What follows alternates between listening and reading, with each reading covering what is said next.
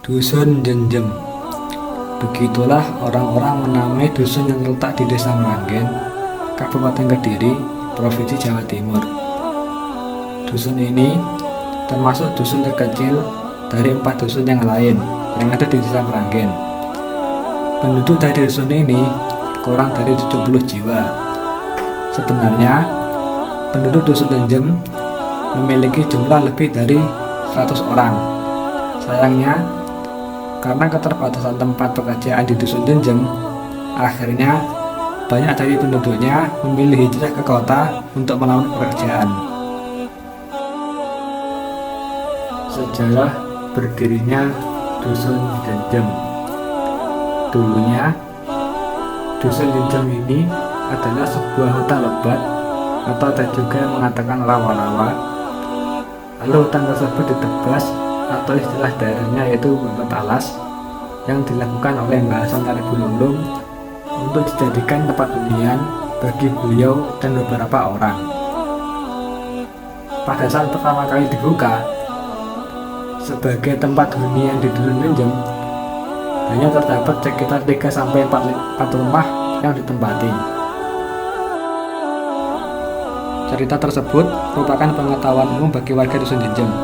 Pasalnya, seluruh warga dusun Jenjem menceritakan hal yang sama, dimulai dari tempat yang dulunya hutan, kemudian ditebas atau membabat alas oleh Mbah Hasan Taribululung. Pendiri dari dusun Jenjem adalah Mbah Hasan Taribululung. Menurut berbagai kabar, Mbah Hasan Taribululung adalah seorang kiai dan yang mengajarkan agama Islam kepada para warga dusun Jenjem pada waktu itu.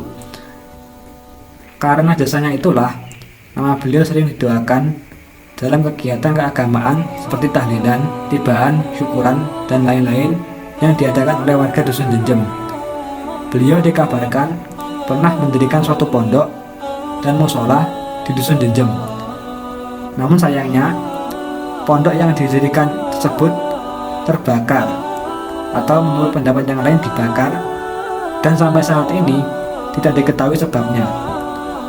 Beliau juga dikabarkan memiliki kesaktian cukup tinggi dalam membuka hutan yang notabene tempat tinggal dari para makhluk gaib untuk dijadikan tempat hunian bagi manusia. Mestinya membutuhkan ilmu kebatinan yang cukup tinggi. Apalagi pada zaman dulu, segala hal yang berkaitan dengan dunia kegaiban masih sangat kental di antara para warga. Mengenai informasi tentang kelahiran dan wafat beliau, tidak ada yang mengetahuinya.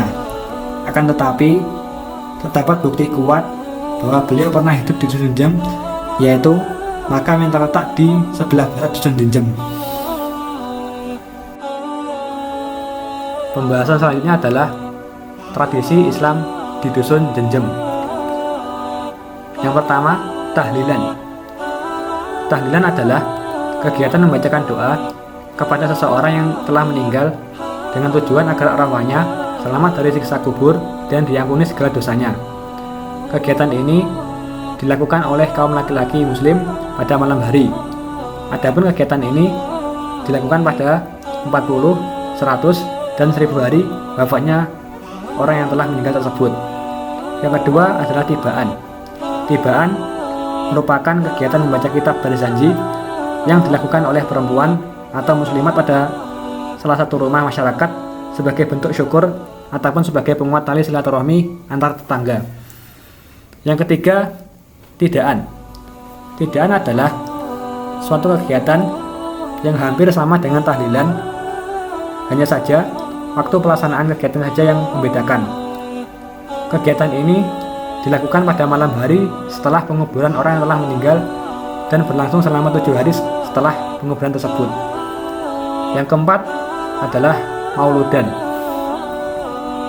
Mauludan atau mulutan adalah perayaan hari kelahiran Nabi Muhammad SAW yang dilakukan dengan cara membaca kitab berzanji disertai dengan iringan alat musik rebana.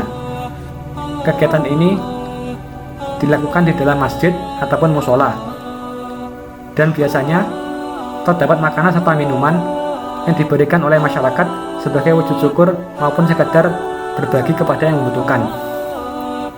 Yang kelima adalah hadroh. Hadroh merupakan suatu kegiatan seni memainkan alat musik rebana disertai lantunan lagu yang bernuansa Islami. Yang keenam, yasinan. Yasinan adalah suatu kegiatan membaca surah Yasin yang dilakukan secara bersama-sama pada waktu tertentu. Kegiatan ini biasanya diawali dengan tausiah dari imam, kemudian pembacaan surah Yasin, dan diakhiri dengan doa bersama. Yang ketujuh, nyekar. Nyekar adalah suatu kegiatan mendatangi seseorang yang telah meninggal ke tempat peristirahatan terakhirnya, yaitu kuburan, dengan maksud mendoakan orang meninggal tersebut supaya amalnya diterima Allah Subhanahu wa Ta'ala. Yang kedelapan, khotaman. Khotaman adalah suatu kegiatan membaca Al-Quran dari juz 1 sampai juz 30 pada bulan Ramadan dan pada hari-hari tertentu. Bentuk atau wujud budaya Islam di Dusun Jenjem. Berdasarkan dari tradisi Islam di Dusun Jenjem, dapat dipahami bahwa bentuk atau wujud budaya Islam di Dusun Jenjem adalah Islam Nusantara. Tradisi-tradisi yang ada di Dusun Jenjem merupakan bentuk akulturasi budaya Islam dengan Jawa yang berhasil dipadukan oleh ulama terdahulu tanpa menghilangkan nilai ibadah maupun menambahkan kemudaratan di dalamnya. Faktor pendukung tentang bentuk atau wujud budaya Islam di Dusun Jenjem merupakan Islam Nusantara ialah karena keseluruhan warganya bernaung di dalam organisasi Nahdlatul Ulama atau NU. Seperti diketahui, Islam Nusantara yang mempopulerkan adalah Nahdlatul Ulama. Sampai saat ini, budaya-budaya Islam tersebut masih dilakukan oleh warga Dusun Jenjem, dan bahkan para anak-anak sudah diajarkan untuk menerapkan budaya-budaya tersebut supaya budaya Islam tersebut bisa terjaga dan tidak hilang dimakan zaman.